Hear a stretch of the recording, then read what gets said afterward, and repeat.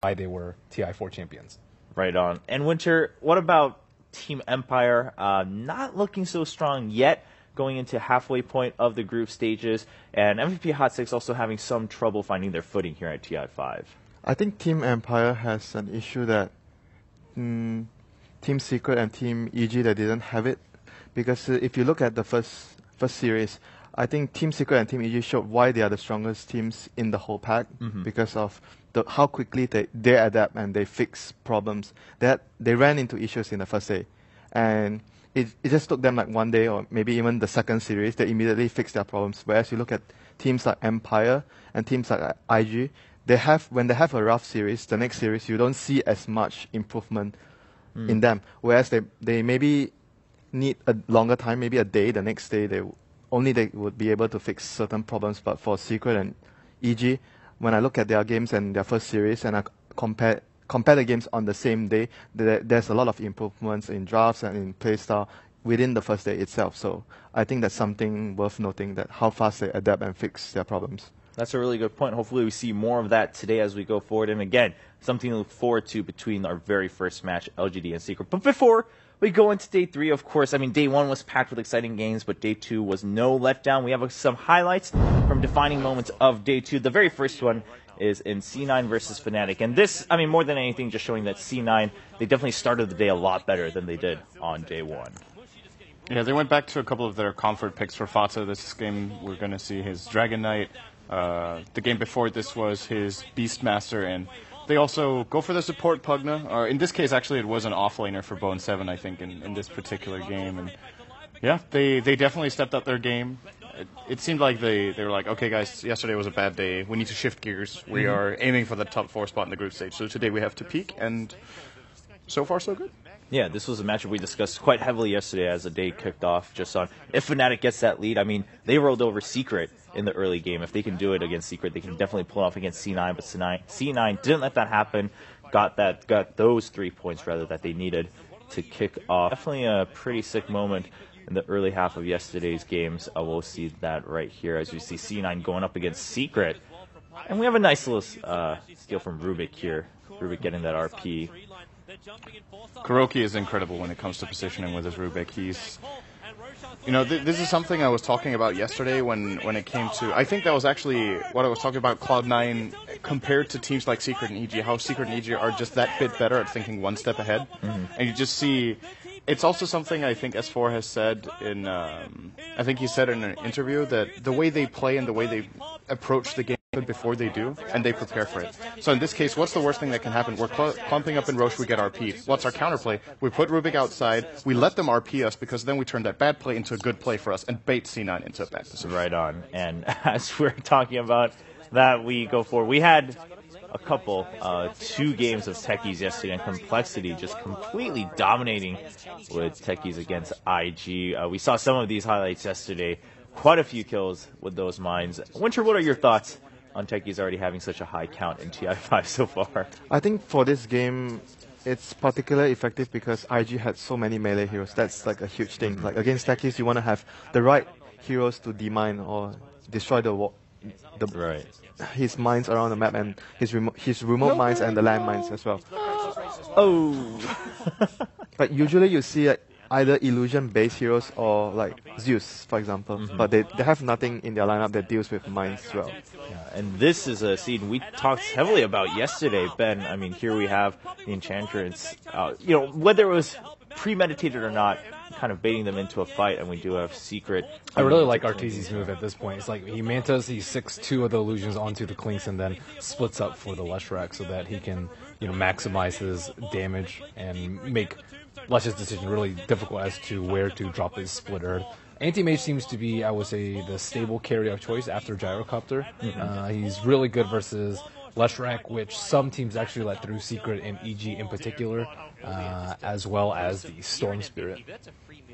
All right, and this one, a pretty big moment for MVP Phoenix. They do end up tying 1-1 against Fnatic. So Fnatic, after having that strong showing against Secret, a lot of other teams really trying to focus them down, at least take one game off of Fnatic, keep them at bay. We'll see MVP Phoenix Going for a push here. And we didn't get to see this on the mainstream, but again, I mean, a lot of people being pleasantly surprised by a couple of these games from whether it's MVP Phoenix or even MVP Hot 6. Yeah, they're definitely showing that they can take games off higher rated teams, I guess. Fnatic were definitely a team, if you ask me going into the tournament, I would say they were just flat out 2-0 MVP, but Fnatic have been like day and night in their games, it seems. Like they had that incredible absolute beatdown of Secret, which is the only game Secret has lost, and then they've been on the receiving end against a team like MVP. I think yesterday they went 0-2 against another team where they were really not looking too good. I can't remember which matchup that was. I think we had it on our stream actually. We'll have to double check on that It's one. eluding me right now, but Cloud9? was it Cloud9? Yeah, they lost. Yeah. Oh yeah. That was pretty convincing too from Cloud9. Like it wasn't that close. Maybe game 1 was decent, but game 2 was pretty one-sided. Yeah, and this is our last clip for day 2. I mean, a very back and forth game between EG and Vici. Of course, at the end of the day, EG being able to pull This that was the out. best game from yesterday, if I recall. Like the best series from Yeah, yesterday. this game was incredible. And the series, yeah. Okay.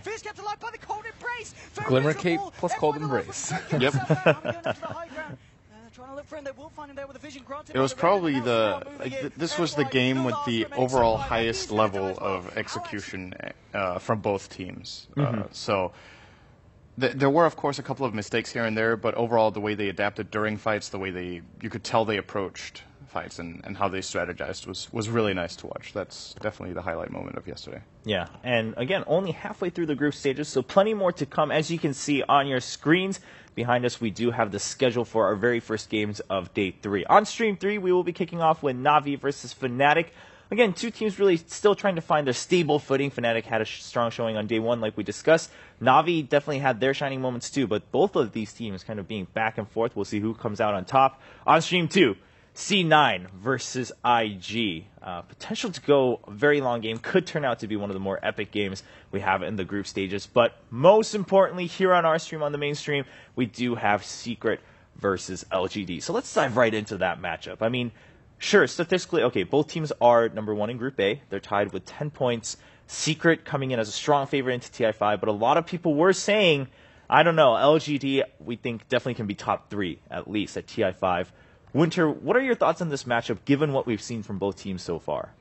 I think they have a very big contrast in playstyle. LGD is like what we mentioned before, a lot of 5-man, they want to push. So the hero I would watch out for, if I'm LGD, I would be ready for Keeper of the Light. I think Secret would actually let the Undying to give it to LGD, and they will play a Keeper of the Light to just move the team around and make sure that Undying is very useless in the game. He can't push towers because of Keeper of the Light. Or the other hero, I think it's Ayo, might be contested by both of the teams because both of them play the hero well. But so far we have not seen any Ayo picks from Secret. But obviously they've played it a lot in the past. So I think these are the two heroes that are going to be in contention for the match today. Yeah, Ben, I mean, overall, we have mentioned with quite a few times on, well, it could work here in this draft or in certain competitions. Hasn't been picked up as many times as we discussed. But what are your thoughts on maybe some of those contention picks, aside from kind of the meta favorites?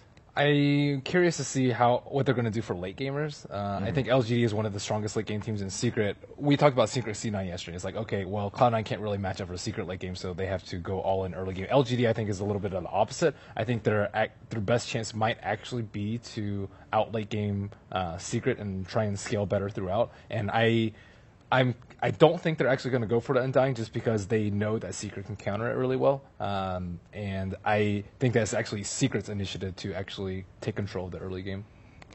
Syndrome, would you agree with that? Because generally, again, that, like you mentioned, Ben, that's a little bit opposite of what we used to say when Secret has a matchup.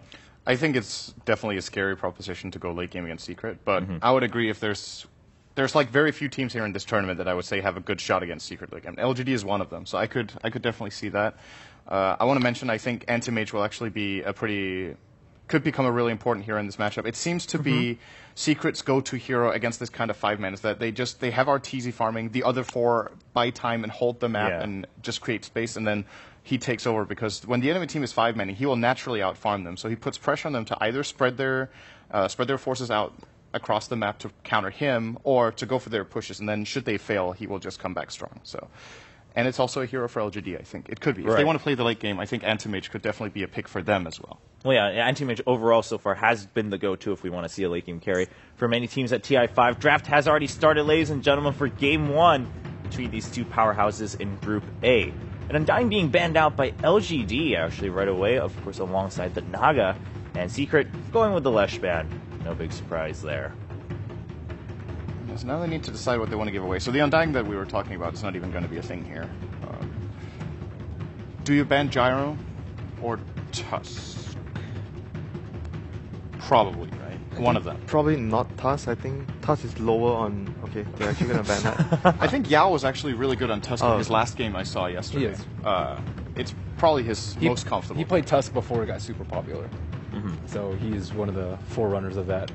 I think you have to ban Naga Siren every game versus Secret, and probably EG too, for that matter, in the first phase. It's just really difficult to counter, BKB or not. It's really difficult to play around, and it's one that most teams can't utilize themselves. So I think that's definitely a hero you want to ban. And this is interesting to see because we've been talking about during the group stage that teams have prioritized Shadow Fiend less than we thought they would, even on Radiant. And one of those teams has been Secret, who haven't even picked it all tournament, I think. At least I can't remember seeing a single RTZ Shadow Fiend, and now they pick it first phase against LGD, which definitely goes to show that S4 and the whole team definitely had something else planned going in against LGD. And these two heroes have something very in common that is very good against LGD. They can fight and they can split push side. If they feel they can take the fight towards LGD when they are going to 5-man, Queen of Pain and Shadow Fiend can definitely come and join the fights early, and they can also be used just in case you can't take the fights early. Queen of Pain and SF can also split push, so there's a lot of flexibility in the heroes and what they can do in the game. I was watching the Team Secret camera and S4 was just cracking up. I was like, what are you possibly thinking? The game was 12 inches. That was what was